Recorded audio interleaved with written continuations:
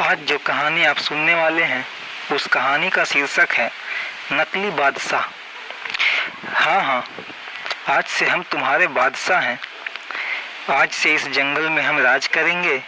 तुम सब हमें प्रणाम करो। मैं जंगल का राजा हूँ। यह कैसा राजा था, कैसा बादशाह था जो शेर को आते देखकर भाग खड़ा हुआ। एक बार भूख से दुखी एक गिद्दड़ जंगल से निकलकर गांव की ओर आ गया। उसने सोचा गांव में तो कुछ न कुछ खाने को मिल ही जाएगा। जंगल में रहकर तो भूखे मरने वाली बात है। पापी पेट तो ऐसी ही चीज है, इंसान हो या जानवर, सब भूख से व्याकुल होकर पागल हो जाते हैं।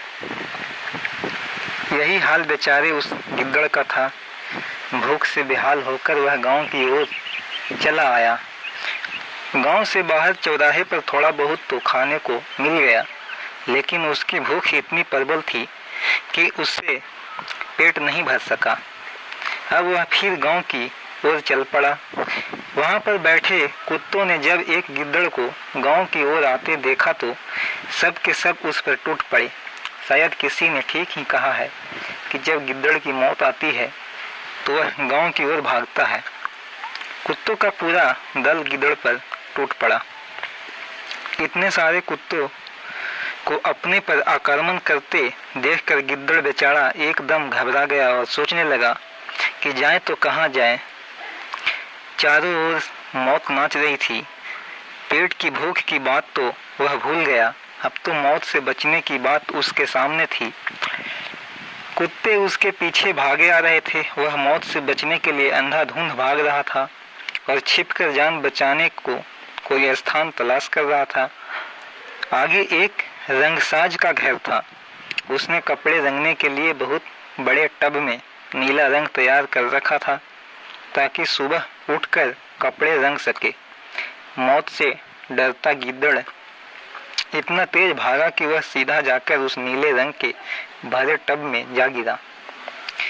अब कुत्तों ने समझा कि गिद्दड़ भट्ठी में गिरकर मर गया है, इसलिए वे सब पीछे मुड़ गए। कुत्तों को वापस जाते देखकर गिद्दड़ के मन को शांति मिल गई कि वह मौत के मुंह से तो बच गया।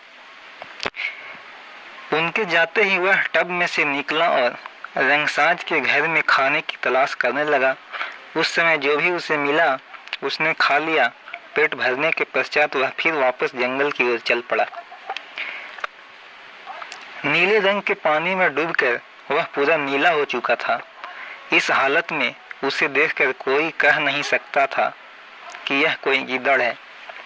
जैसे ही वह जंगल में वापस आया तो जंगली जानवरों ने उसका गहरा नीला रंग देखकर बड़े आश्चर्य से उसकी ओर देखा। उनकी समझ में यह बात नहीं आई कि यह नीले रंग का विचित्र जानवर कोई गिद्दड़ भी हो सकता है।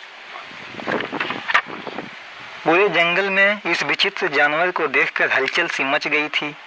सब जानवर उससे डरने लगे और डर के मारे इधर उधर भागने लगे। गिद्दड़ समझ गया कि यह सब के सब उससे डर रहे हैं। अब तो उसमें एक नया जोश आ गया। उसे ऐसा लगा कि वह काफी शक्तिमान हो गया है। तभी उसने भागते हुए जानवरों को आवाज दी, भाइयों, हमसे डरो मत। हमें तो ब्रह्मा जी ने आप सबकी रक्षा के लिए भेजा है। आज से हम इस जंगल के राजा बनकर आप सबकी रक्षा करेंगे। तुम हमारी प्रजा हो। आज से हम इस जंगल का राज चलाएंगे। गिद्दड़ के कहने पर सब जानवर वापस आ गए। उन सब ने मिलकर अपने नए राजा का सम्मान करते हुए उसे ऊंचे मंच पर बैठाया। वहीं पर उस गिद्दड़ ने अपने मंत्रिमंडल की घोषणा की। शेर को सेनापति तथा महामंत्री बनाया गया। भेड़िए को रक्षा मंत्री, हाथी को गृह मंत्री बनाकर इस नए रूपधारी गिद्दड़ ने अपने आप को जंगल का राजा घोषित कर दिया। जो गिद्दड़ कल तक भूखा मरता था, आज उसकी सेवा में सारे जानवर तैयार खड़े थे। शेर और चीते उसके लिए हर रोज नए नए शिकार लाते थे, जिससे वह बड़े मजे से खाता।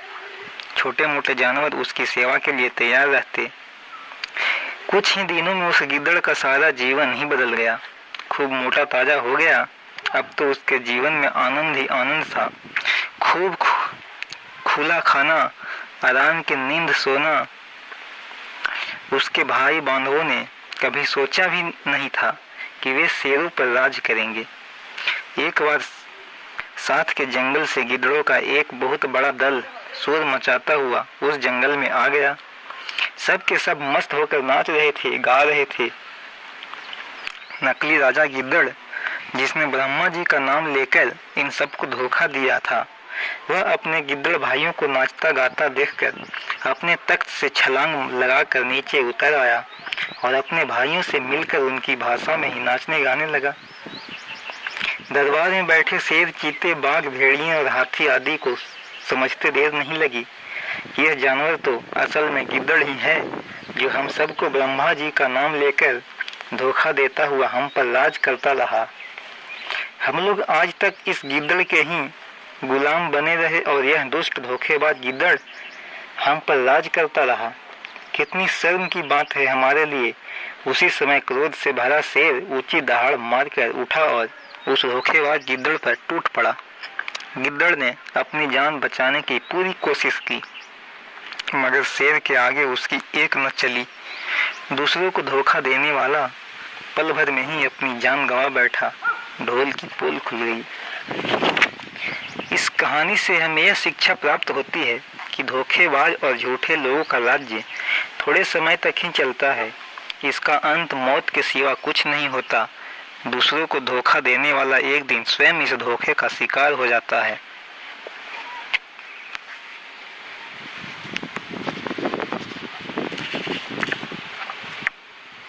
इसीलिए आप किसी को धोखा न दें, वरना आप भी किसी धोखे में पड़ सकते हैं।